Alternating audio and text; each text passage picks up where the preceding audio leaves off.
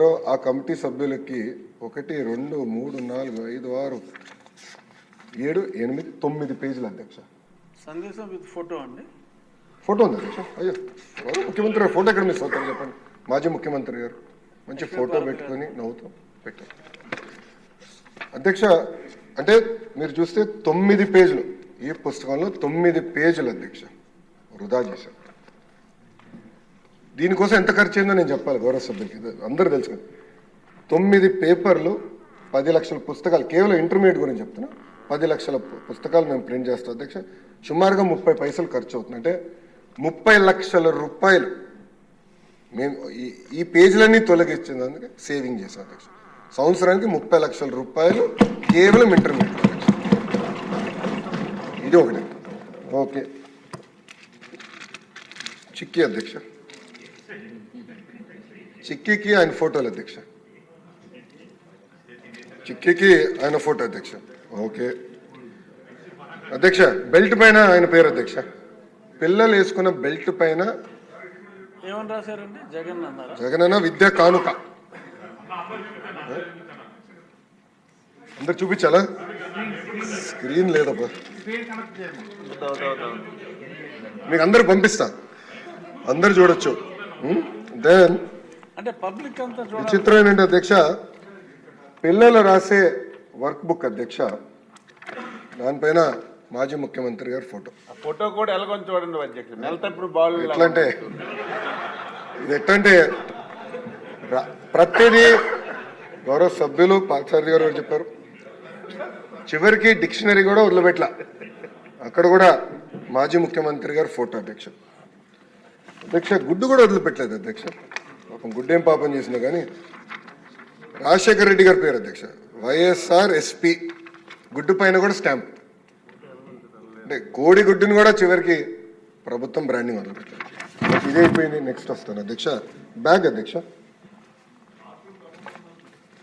Bag పైన కూడా ఆయన పేరు అధ్యక్ష. బ్యాగ్ పైన కూడా ఇక్కడ ఆయన పేరు పెట్టుకున్నారు అధ్యక్ష. అంటే ఎంత అన్యాయం ఒకసారి గౌరవ సభ్యులు అందరూ గమనించాలి. అంటే ఎక్కడ చూసినా ముఖ్యమంత్రి గారి పేర్లు పెట్టాలా, పార్టీ రంగులు పెట్టుకోవాలా, ఇదే లక్ష్యంతో గత ప్రభుత్వం పనిచేసింది. అంటే ఒక ప్రోపగాండా మెషిన్గా గత ప్రభుత్వం ఈ వ్యవస్థని వాడింది అధ్యక్ష. అధ్యక్ష ఈరోజు నిజంగానే నేను ఇంకో పక్కన అధ్యక్ష క్లాత్ కూడా చూడాలి అధ్యక్ష. ఇది 1 సైడ్ ప్రింటింగ్ చేస్తే బట్ అధ్యక్ష,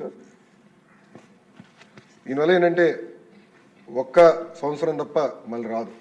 ఇది ఒక్క సైడే ప్రింటింగ్ చేశారు. నాణ్యత లేని బట్ట, అంటే బ్రీదబిలిటీ చాలా తక్కువ ఉంటుంది అధ్యక్ష. ఇది చేశారు అధ్యక్ష.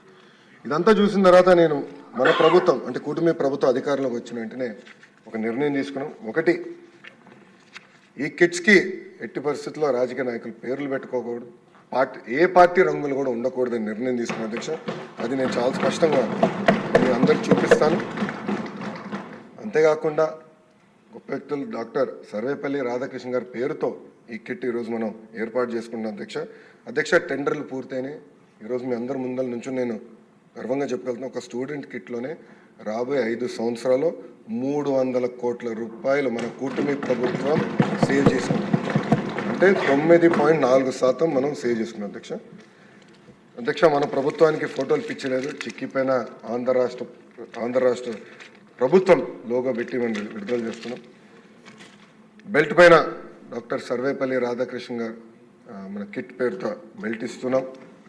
అంతేకాకుండా అధ్యక్ష ఈరోజు మనం ఇచ్చే బట్ట కూడా ఓవెన్ బట్ట, 2 సైడ్ నీట్ బోత్ సైడ్స్ ఉంటుంది. చాలా బ్రీదబిలిటీ ఉన్న బట్ట. అంటే సొంత పిల్లలు మా దేవాంశ ఏం బట్ట వేసుకుంటారో చూసుకొని ఆ బ్రీదబిలిటీ ఉందా లేదా అని చూసుకొని బట్ట కూడా ఇస్తున్నాం అధ్యక్ష. అంతేకాకుండా అధ్యక్ష మేము కూడా ఫీల్డ్లో టెస్ట్ చేసాం అధ్యక్ష. పిల్లలకి ఇచ్చి ఎలా ఉంది, బాగుందా బాగాలేదా ఆ ఫీడ్బ్యాక్ కూడా తీసుకున్నాం. నేను ఇక్కడికి వచ్చే ముందర యాక్చువల్లీ అంతా రహస్యంగా పెట్టి ఇక్కడ చూపిద్దాం అనుకున్నా, కానీ ఆదిరెడ్డి వాసు గురించి మీకు తెలుసు అధ్యక్ష, తొందర ఎక్కువ. ఇమీడియట్గా ఫోటో దిగి సెల్ఫీ దిగి ఇమీడియట్గా పెట్టాడు. మీడియాలో కూడా సోషల్ మీడియాలో కూడా చాలా పాజిటివ్గా ప్రజలు కూడా రిసీవ్ చేసుకున్నారు అధ్యక్ష. మీరు చూస్తే ఇక్కడ కూడా మనం ఇస్తున్న వర్క్ బుక్స్లో ఎక్కడ కానీ నో ఫొటోస్. గౌరవ ముఖ్యమంత్రి గారి ఫోటో లేదు, విద్యాశాఖ మంత్రి గారి ఫోటో లేదు, ఎవరు ఫోటో లేదు. చాలా క్లియర్ మెసేజ్తో మంచి మోటివేషన్ కోట్స్ కూడా పెట్టాలని గౌరవ సెక్రటరీ గారు కూడా నేను చెప్తాను జరిగింది. ఎస్పీడీ గారు కూడా నేను చెప్పాను అధ్యక్ష. అంటే పాజిటివ్ ఎన్వైరన్మెంట్లో పిల్లలు చదవాలి, అంతేగాని మన ఫోటోలు వాళ్ళపైన రుద్దకూడదని ఆలోచనతో చేసాం అధ్యక్ష.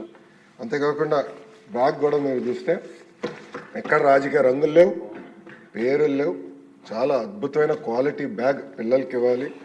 ఎందుకంటే ఇక్కడ స్టిచ్చింగ్ కూడా జాగ్రత్తగా చేయమని నేను ఆర్డర్ చేశాను. ఎక్కువ చెక్స్ కూడా పెడుతున్నాం, నాణ్యత ఉండాలి. ఎందుకంటే నేను కూడా ఫీల్డ్కి వెళ్ళినప్పుడు అక్కడక్కడ ఈ హ్యాండిల్స్ కూడా జరుగుతుంది, అది జరగకూడదని మేము నిర్ణయం తీసుకున్నాం. అందుకే స్పెషల్గా కేర్ తీసుకోవాలని కూడా అధికారులు నేను సూచించాము అధ్యక్ష. ఇంకో పక్కన మిడ్ డే మీల్కి వచ్చేగల అధ్యక్ష, ఒక చిక్కీ సప్లైలో రాబోయే 5 సంవత్సరాలు 240 కోట్ల రూపాయలు మన ప్రభుత్వం సేవ్ చేసుకుంటుంది అధ్యక్ష. గుడ్డుల ట్రాన్స్పోర్టేషన్లో 144 కోట్ల రూపాయలు మన ప్రభుత్వం రాబోయే 5 సంవత్సరాలు సేవ్ చేయబోతుంది అధ్యక్ష. అంటే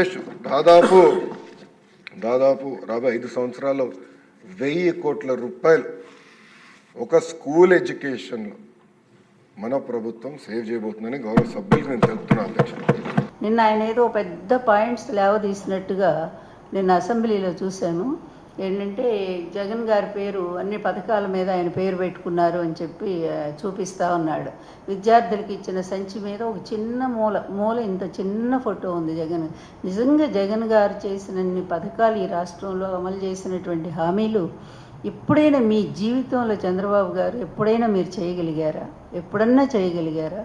ఎలక్షన్ ముందు ఇవ్వటం, ఎలక్షన్ తర్వాత తప్పించుకొని తిరగడం, ఇప్పుడు అదే జరుగుతుంది కదా. 9 నెలల కాలంలో ఏమి ఇవ్వలేదు కదా. అలాంటిది మీరు ఇంకా జగన్ గారిని ఎలా విమర్శిస్తారండి? నిన్న ఆయన చెప్తా ఉన్నాడు, విద్యామంత్రి అట ఆయన చెప్తా ఉన్నాడు లోకేష్, ఈ చూడండి అన్ని పథకాల మీద జగన్ పేరు. మరి మీ హయాంలో మీరు చేసినటువంటి ఇదిగోండి జగనన్న తోఫా, చంద్రన్న తోఫా, చంద్రన్న పెళ్లి కానుక, చంద్రన్న సంక్రాంతి కానుక. ఇక సంచుల మీద చూసారా, ఈ సంచుల మీద బియ్యం ఇచ్చే సంచుల మీద కూడా పెద్ద పెద్ద ఫోటోలు, మొత్తం చంద్రబాబు ముఖమే.